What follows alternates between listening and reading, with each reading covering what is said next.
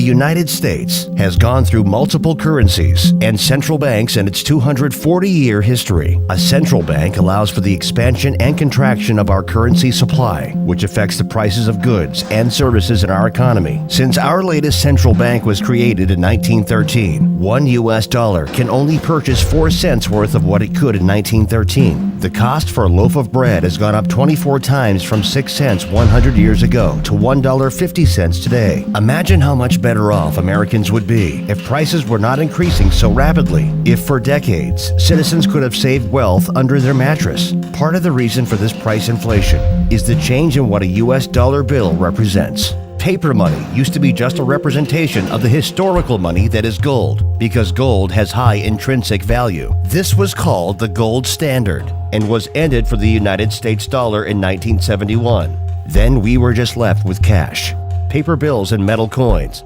Today, only 8% of the world's currency exists in a physical cash form. The digital revolution has made money ever increasingly become more virtual and less physical. With the invention of the internet came some attempts to return to gold-backed currency by representing gold digitally. 2 of such attempts were called e-gold and gold money. The gold-backed digital currency, e-gold, gained some success, with $2 billion in transactions processed at its peak for the 2008 year. This and similar currencies were a challenge to America's monopoly on money, which they will fight tooth and nail to maintain. E-gold transfers were suspended, and they were prosecuted under the USA Patriot Act. Gold money's progress was also halted under government regulations, stopping money transmission from user to user. Revolutionary currencies like e-bullion and Liberty Reserve were also run out of business. The U.S. Treasury and Department of Justice stretched the definition of money transmitter in the USA Patriot Act to include services not even transferring U.S. dollars. No digital currency created yet was safe from censorship. These digital currencies had the same fault, like the infamous file-sharing software Napster. A federal court ruled Monday Napster must stop allowing music fans to swap copyrighted material. They relied on a central point of control, server, or organization that could be hacked, legally shut down, or simply driven out of business by unmanageable compliance costs from government regulations. In the early 2000s, PayPal filled a market need for online transfer of dollars. The company is subject to money transmitter laws under all 50 states. In addition to the federal government, regulations of PayPal create many drawbacks, including high fees and a lack of freedom from censorship. For instance, it cannot be used in Iraq, Afghanistan, Bangladesh, Pakistan, and countries on the U.S. economic sanction list. In addition to this, your personal transactions can be monitored legally by the government. In 2010, PayPal shut off the ability to donate to WikiLeaks after the organization released thousands of diplomatic cables. However, WikiLeaks was able to keep running through donations in a new digital currency called Bitcoin, which was first set up in 2009.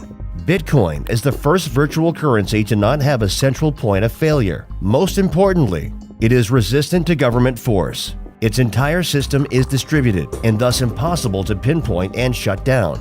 It is able to achieve this feat through cryptography, which is basically a fancy word for secure communication. The software, of course, takes place via the internet. It runs on a protocol like HTTP being the protocol for the World Wide Web. As it was designed, a distributed network of voluntary users provides the service to maintain the Bitcoin software system. This currency allows you to send a payment to anyone in the world online without using any bank, company, country, government, or otherwise trusted third party. Sending Bitcoin basically works like an email, except that a Bitcoin's unit of value cannot be duplicated. Only a specified number of Bitcoin units will ever be in existence. By May 2010, Bitcoin was beginning to trade in the real world. It is likely the first transaction ever made with the fledgling currency, which began in 2009. This Papa John's pizza might look like an ordinary delivery, but it seems likely to go down in history as the most expensive food of all time.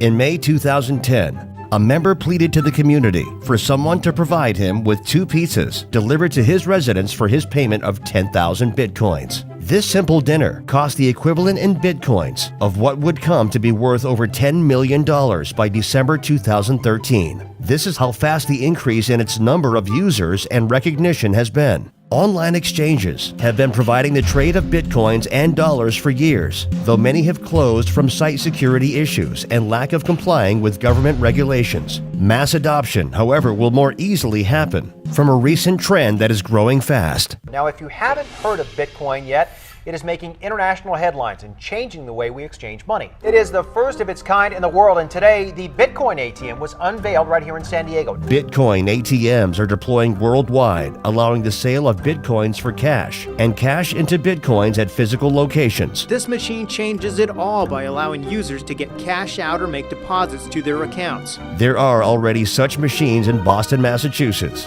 Austin, Texas, Mountain View, California, Vancouver, Canada, and Tijuana, Mexico.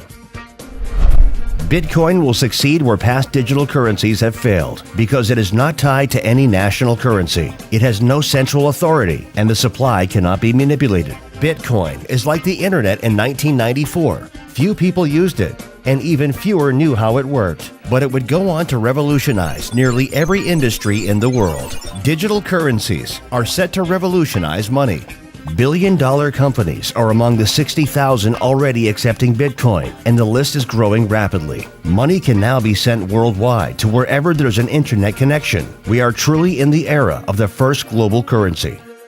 If you'd like to learn more, get our free report on Bitcoin and digital currency. Go to crushthestreet.com/Bitcoin.